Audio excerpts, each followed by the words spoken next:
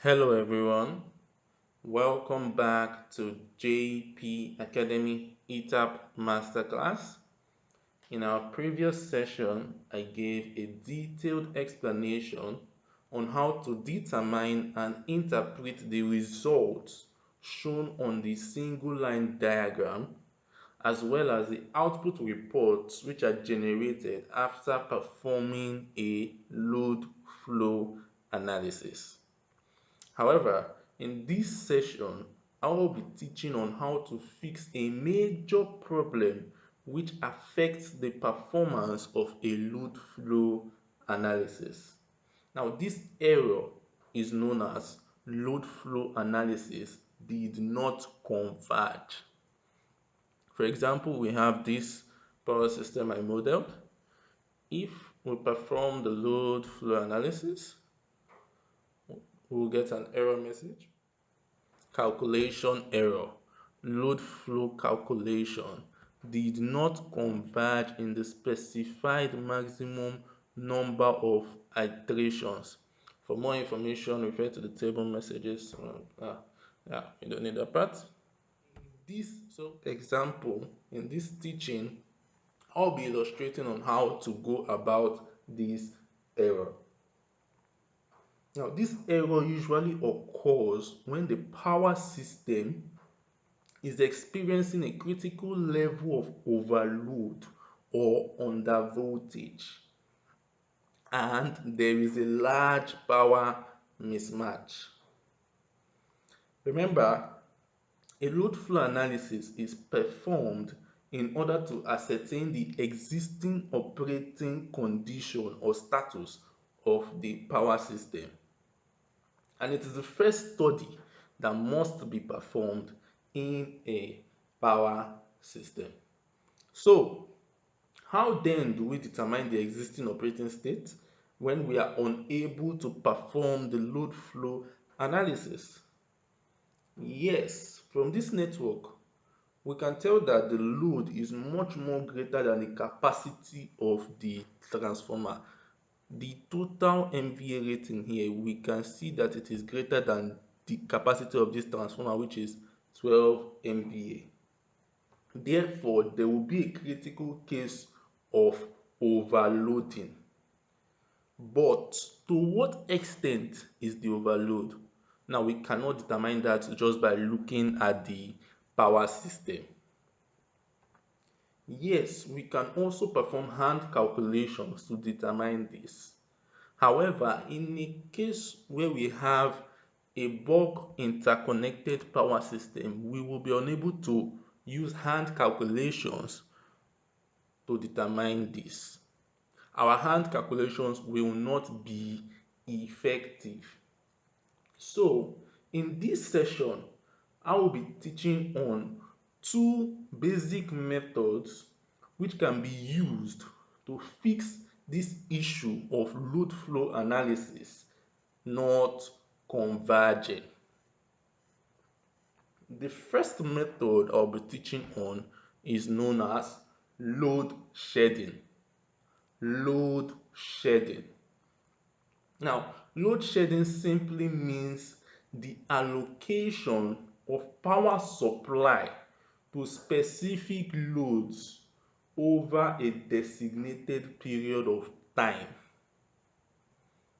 Simply put, load shedding simply involves load reduction in the power system. Let me do an illustration. Now, we have this system which shows load flow analysis did not converge. We have the error, and we want to fix this error using the method of load shedding. Remember, load shedding means we can give power supply to this load for 6 hours, to this other load 6 hours, and then the next load 6 hours, one at a time. Or we can say these two loads should be on while this should be off for 6 hours. Then we turn off one of these loads and turn this on. Means there will be a regulation in timing when power supply is given to each of these loads. Now, we'll be testing the theory in this session. Let's open the breaker here, cutting off power supply to this lump load. So we only have these two loads. Let's see if it works out.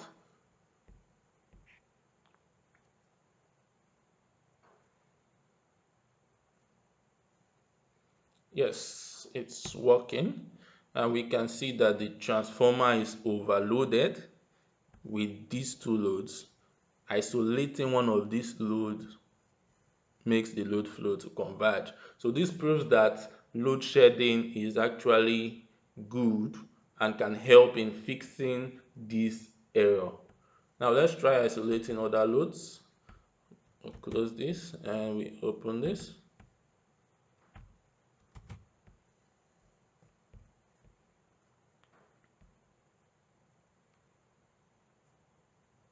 Now from the results, we can see that the voltage level in the first one is lower than the voltage level in this second one, and that is because this load is much higher than this. This is 9.5 MVA while this is 7 MVA. Now we can try a scenario of opening two loads and leaving one running. Let's see if we still have overloading of transformers. And if we run the analysis,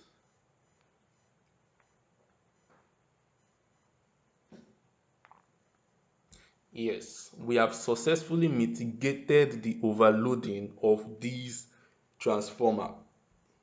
Remember, load flow not converging, as I mentioned earlier, is experienced when there is overload, a critical case of overload or under voltage, and there is large power mismatch.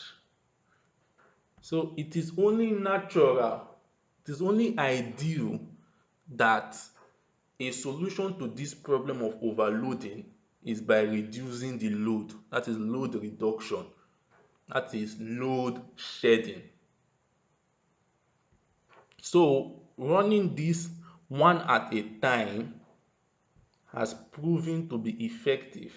However, we are having a critical case of voltage level at this bus 3 and bus 2.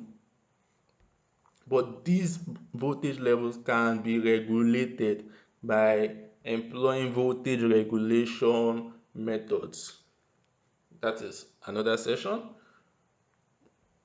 Okay, the second method now, which is much more efficient than this load shedding, does not require load reduction.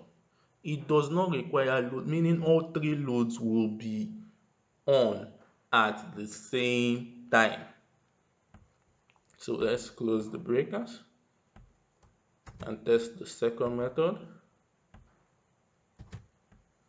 Okay, I'll be sharing these to the free class, not just to the master class.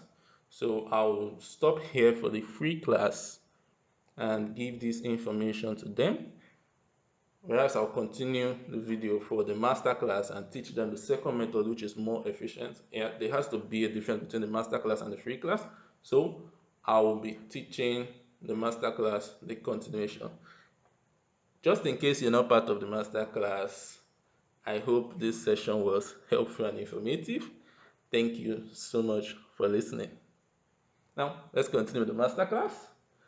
The second method, which is more efficient, like I mentioned earlier, does not require load reduction. It does not require load shedding.